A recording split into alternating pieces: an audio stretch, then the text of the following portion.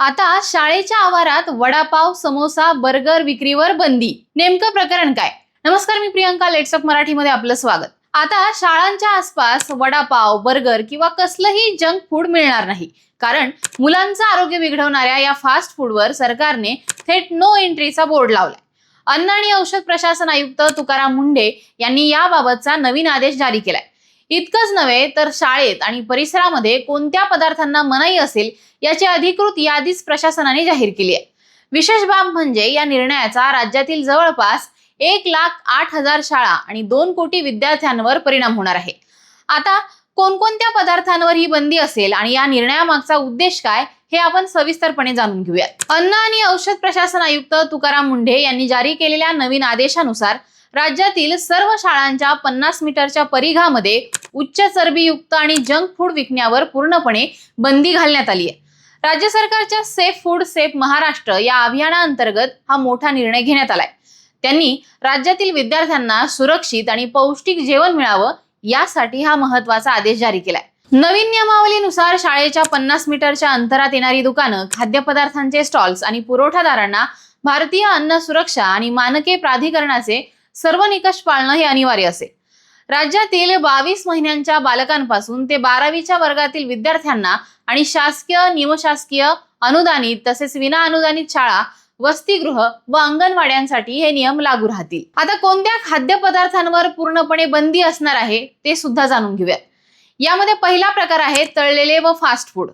यामध्ये समोसे, कचोरी, भजी, French fries आणि फ्राईड चिकन हे पदार्थ वारंवार वापरलेल्या तेलामध्ये किंवा वनस्पतीच्या तुपामध्ये बनवले जात असल्याने आरोग्यासाठी अत्यंत घातक मानले जातात, म्हणून यावर बंदी घालण्यात आली आहे. दुसरा प्रकार आहे बेकरीची उत्पादनं. यामध्ये केक, पेस्ट्री, कुकीज, बिस्किट्स आणि डोनट्स. तिसरा प्रकार आहे पॅक केलेले स्नॅक्स. मायक्रोवेव्ह मध्ये बनवले जाणारे पॉपकॉर्न आणि फ्रोझन पिझ्झा यावर सुद्धा बंदी घालण्यात आली आहे. चौथा प्रकार आहे फॅट्स आणि स्प्रेड्स. वनस्पती तूप, यामध्ये डालडा आणि स्टिक मार्जिन यावर बंदी घालण्यात आली आहे. इतर घटक आहेत नॉन डेअरी कॉफी क्रीमर आणि केकसाठी वापरले जाणारे रेडीमेड फ्रॉस्टिंग, आयसिंग या सगळ्या पदार्थांचा यामध्ये समावेश आहे. आयुक्त तुकाराम मुंढे यांनी सांगितलं आहे की मार्गदर्शक तत्वांच्या अंमलबजावणीची प्राथमिक जबाबदारी ही मुख्याध्यापक आणि शाळा व्यवस्थापनाची असणार आहे. शालेय शिक्षण विभाग, सरकारी आणि अनुदानित शाळांसाठी नोडल एजन्सी असेल, तर इतर शिक्षण मंडळ आणि स्थानिक स्वराज्य संस्था देखील यावर देखरेख ठेवतील. यासाठी अन्न व औषध प्रशासन हे लवकरच राज्यात तपासणी मोहीम सुरू करणार आहे. नियमांचं उल्लंघन करणाऱ्या शाळांना अन्न सुरक्षा आणि मानके कायदा 2026 अंतर्गत नोटीस, परवाना, निलंबन किंवा कायदेशीर कारवाईला सामोरं जावं लागणार आहे. सरकारने घेतलेल्या या निर्णयाबद्दल तुम्हाला नेमकं काय वाटतं हे आम्हाला कमेंट करून सांगा आणि पाहत राहा लेट्स ऑफ मराठी. सोशल मीडियाच्या भाऊ गर्दीत विश्वासार्हतेने चकाकणारे नाव म्हणजे लेट्स ऑफ मराठी. सगळ्यांना, सगळ्या नागरिकांना ती स्पीच, ती लेट्स ऑफ वरील मुलाखती म्हणजे विचारांचा खजिना.